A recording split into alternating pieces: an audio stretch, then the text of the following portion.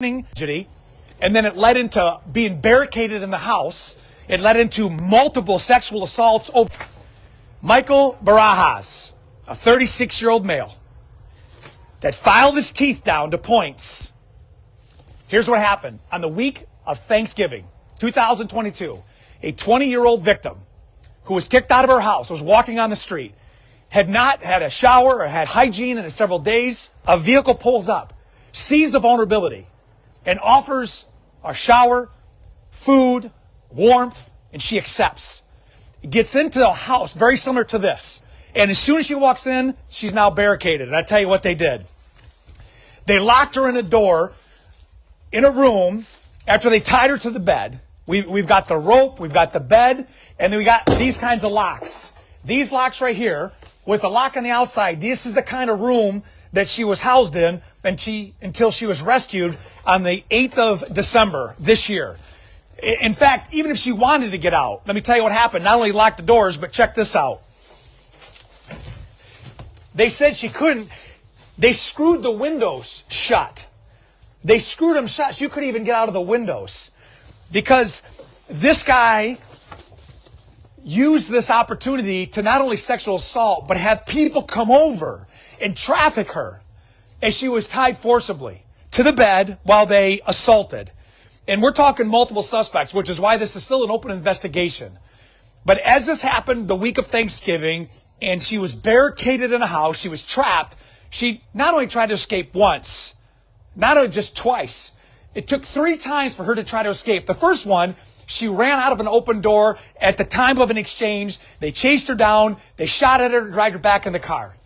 The second time, she actually ran away and they dragged her back. The third time was because of a medical emergency, and it wasn't for the fact that at Hurley Hospital, once again, in all our hospitals, we have sane nurses.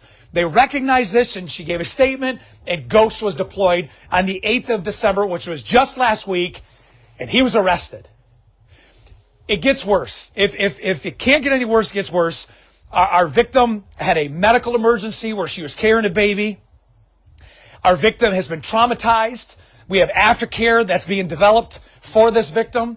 The whole scenario is so bizarre because Barajas threatened that if she didn't do everything that he told her to do, that he would bite her neck and rip out her throat. I know this is crude and I know it's disturbing, but I tell you these details because I want it to settle in that Ghost is here to find people like this, hold them accountable. That what we see just doesn't happen in one other state or in that country. It happens right here. But also it started with grooming. And grooming is part of this whole process. It started identifying somebody who's vulnerable. It started by identifying what the need was. They fill the need, and then that's when they trap them in. In fact, there's a fantasy that Barajas did. He made this victim, an adult victim, write a letter, write a note, and describe him as daddy. And we've seen this with other ghost investigations, and I don't want to get for the sake of evidence, but there's statements in the letter that was handwritten, forced to be written by Barajas, describing him as her daddy, a 36-year-old male that was trafficking her out.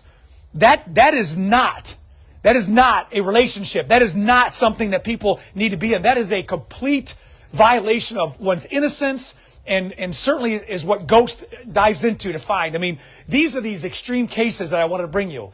Barajas was arrested. The sheriff's office and Ghost team members raided the house. As soon as we got the information from Deputy Sturza, we were able to assign Ghost team.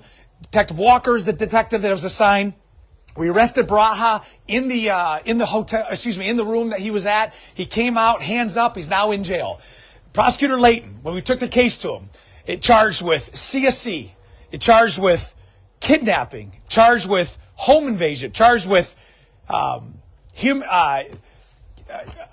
CSE 1 multiple counts. The amount of charges, the felonies that we stacked on him allowed him to be charged, and also he's in jail on a $250,000 plus cash bond. So he's in jail now. But these multiple count felony warrants, they don't even touch what happened to this poor victim. And so I say this to you, we are still actively looking into this case. We know that this guy with those teeth and that guy that matches the description that is under arrest, there's more out there because people came to that location and they started what they thought was going to be a victim that may never have a voice. But we gave her a voice because of the bravery that the Hurley Hospital staff and this victim did to come forward and tell the story.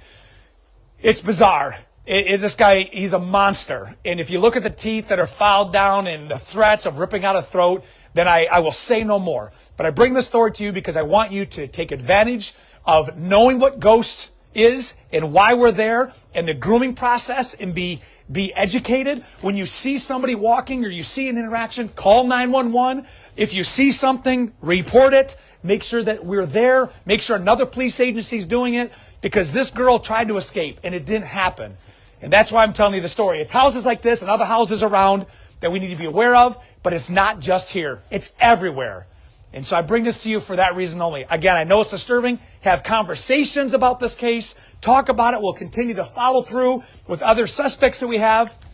If you have information of anybody that was associated with that guy, then you call 911, you call the sheriff's office, and we'll follow up leads. We're doing our forensic investigations now. The victim is in aftercare. She's being well cared for, and we're going to push this case forward. So I just want to say thank you for tuning in. Share the message, and I'll see you next time.